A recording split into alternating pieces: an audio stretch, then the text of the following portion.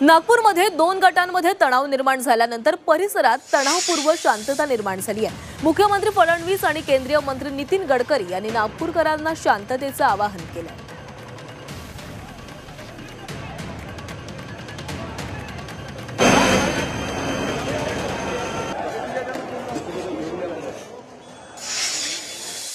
नागपूरच्या महाल भागामध्ये जी काही घटना घडलेली आहे ती अतिशय अयोग्य आहे।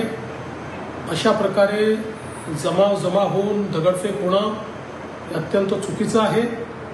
माझी तमाम नागपूरकरांना विनंती आहे की सर्वांनी कायदा आणि सुव्यवस्थेचं पालन करावं।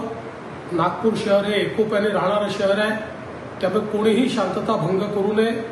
मी स्वतः या परिस्थितीवर पूर्ण नजर ठेवून आहे। नागपूरच्या पोलीस आयुक्तांना स्पष्टपणे सांगितलेलं आहे की जे दंगे करत असतील त्यांच्यावर कडक कारवाई केली पाहिजे। पोलिसांवर जर कोणी हमला करत असेल तर ते देखील अतिशय गांभीर्याने घेतलं जाईल। त्यामुळे सर्वांना माझी विनंती आहे की या ठिकाणी सर्वांनी शांतता ठेवावी। नागपूरमध्ये काही अफवा पसरवल्यामुळे धार्मिक तणाव निर्माण होण्याची स्थिती निर्माण झाली आहे।